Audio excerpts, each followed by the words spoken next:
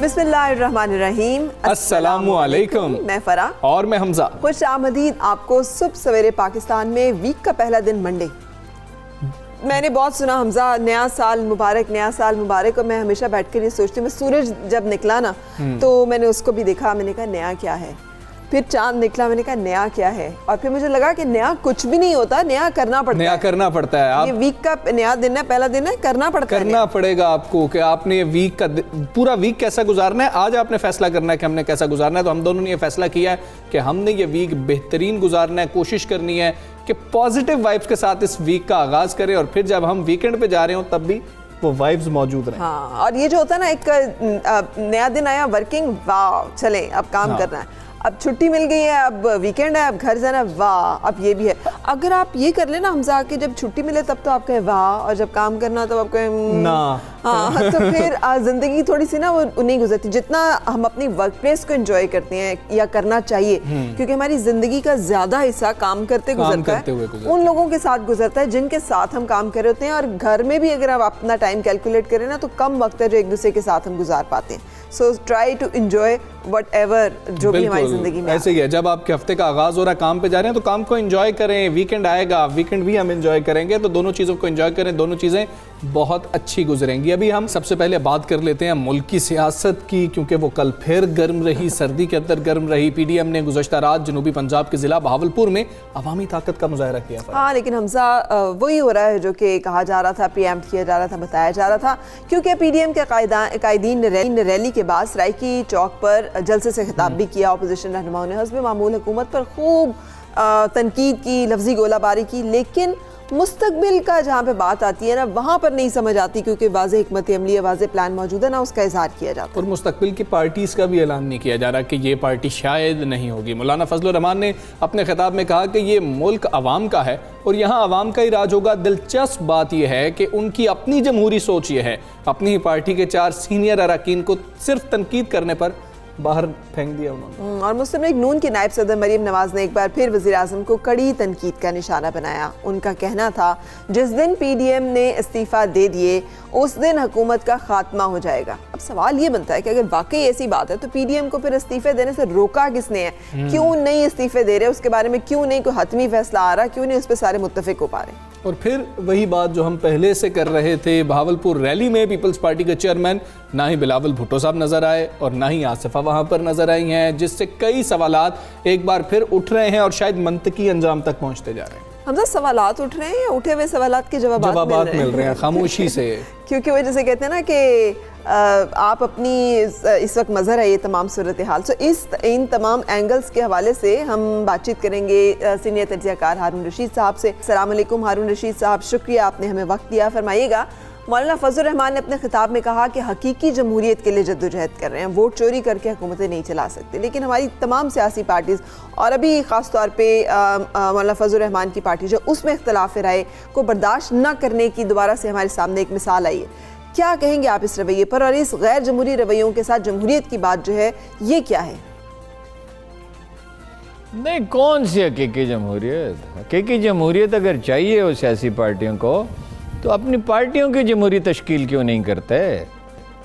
गफ़ार खां, उनके साहबजादे अब्दुल वली खां, उनकी अहलिया, उनके साहबजादे और अब उनके साहबजादे सूबाई अमीर हैं, अब्दुल समद अचकज़ई और महमूद अचकज़ई, मुफ्ती महमूद और मौलाना फजलुर रहमान और जनाब वाला जुल्फ़कार अली भुट्टो और बेगम भुट्टो और बेनज़ीर भुट्टो और जरदारी और अब बिलावल भुट्टो। ये सियासी पार्टियों में एक आदमी, जरदारी साहब तो एलानिया कहते हैं टिकट मैं जारी करूँगा, और इमरान खान साहब ने टिकट मैं जारी करूँगा। मैं का क्या मतलब है? सारी दुनिया में जहाँ जमहूरी तश्कील है सियासी जमातों की, वहाँ इलाके के मेंबर जो हैं वो अपने डेलीगेट्स चुनते हैं और वो उसका फैसला करते हैं कौन उम्मीदवार होगा, मीरपुर ख़ास से कौन होगा, रहीम यार खान से कौन होगा, शेखुपुरा से कौन होगा। तो ये सियासी पार्टियाँ खुद जमहूरी नहीं हैं, विरासती सियासी जमातें हैं। اور ان میں مولانا فضل الرحمان کی پارٹی کا حال تو یہ ہے کہ ان کے نمایاں ترین لوگ، اہم ترین لوگ، سیکنڈ موسٹ امپورٹنٹ پرسن بس مولانا شیرانی، اور تھرڈ موسٹ امپورٹنٹ پرسن بس حافظ حسین احمد، اور شجاع الملک بھی اور دوسرے لوگ بھی، گل نصیب وغیرہ بھی، یہ اہم لوگ تھے۔ ان میں سے ایک صاحب پختونخوا کے صدر رہے ہیں، ارکان اسمبلی تھے، سینیٹر تھے، یہ انہیں چھوڑ کے جا رہے ہیں، اور شکست وہ مدرسے کے طالب علم لے کے آئے تھے، ان بیچاروں کو یہ معلوم نہیں تھا بابلپور میں کہ وہ کس لیے آئے ہیں، بس مدرسے میں گئے انہیں لے آئے، ایک تفریح ہے ان کے لیے کہ آج کے دن پڑھائی نہیں ہوگی۔ تو جمہوریت کوئی بھی نہیں چاہتا۔ اگر آپ پوچھتے ہیں کہ کیا پی ڈی ایم جمہوریت چاہتی ہے، اس سوال کا جواب یہ ہے پی ڈی ایم بھی نہیں چاہتی، باقی بھی نہیں چاہتے۔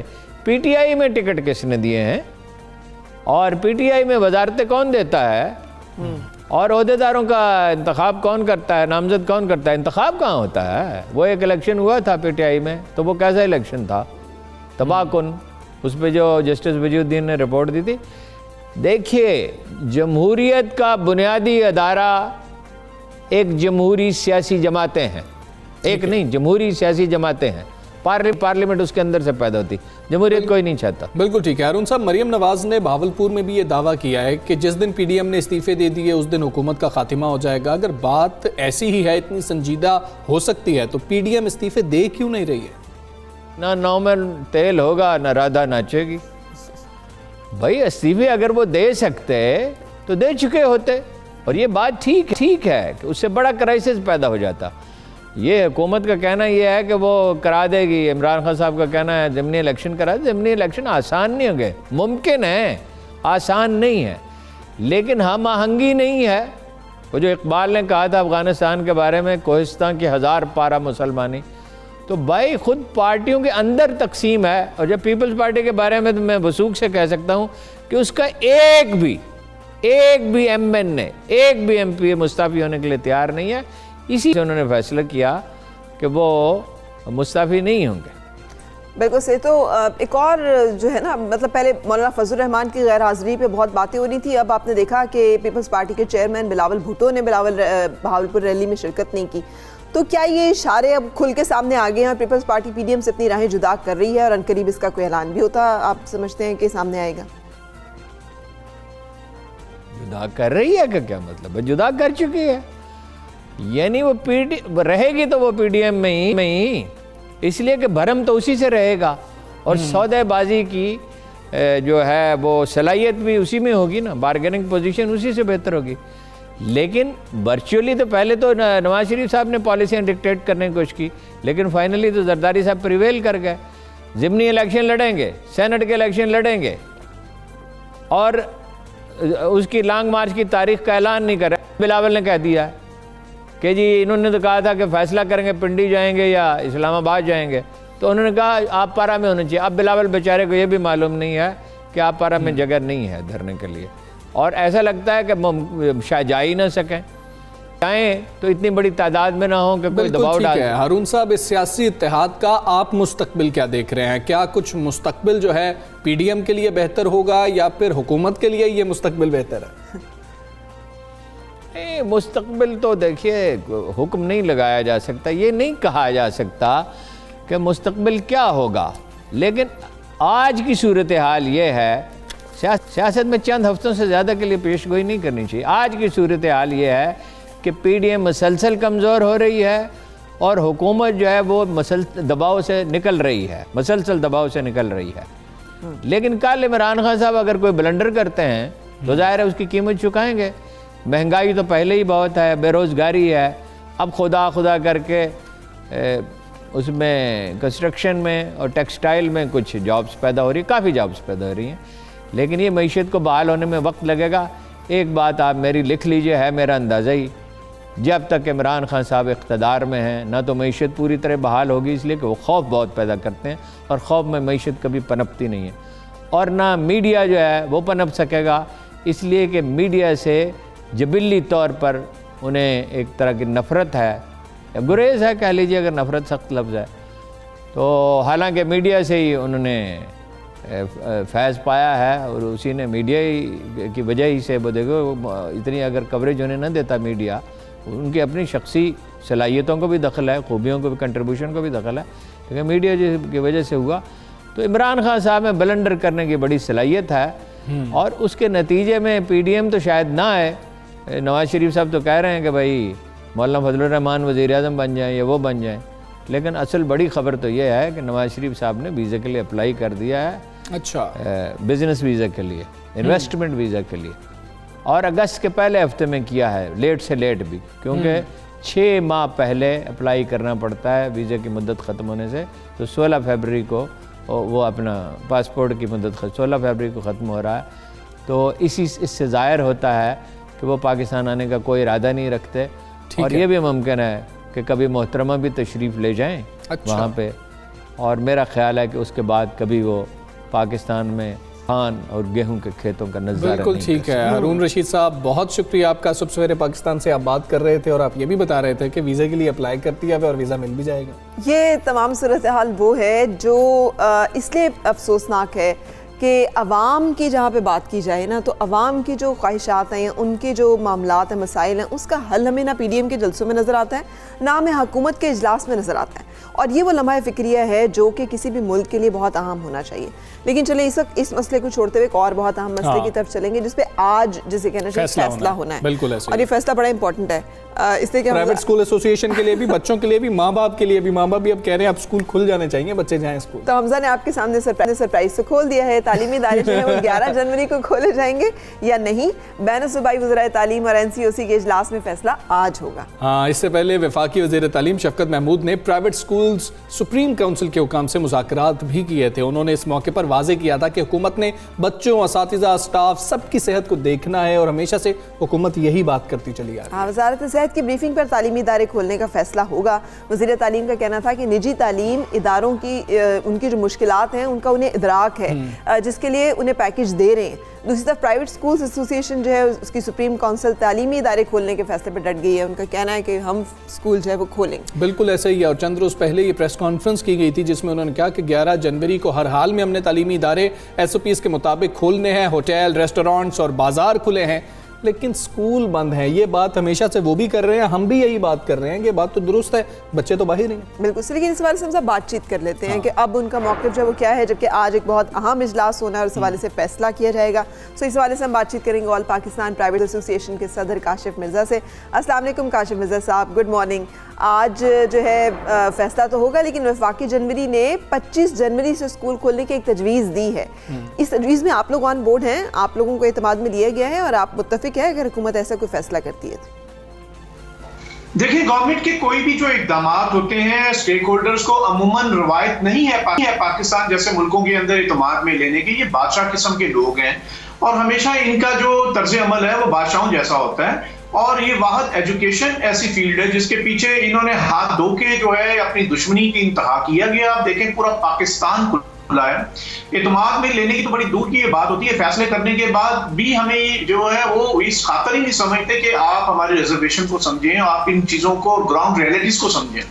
ابھی آپ کے سامنے پورے پاکستان میں سب کچھ کھلا ہوا ہے, اور اگر نہیں کھلا تو وہ تعلیمی ادارے ہیں, جبکہ وہی ہمارا بچہ جو ہے وہ آپ دیکھیں اس وقت پارک میں ہے, مال میں ہے, شادی بیاہوں میں ہے, ہر جگہ موجود ہے.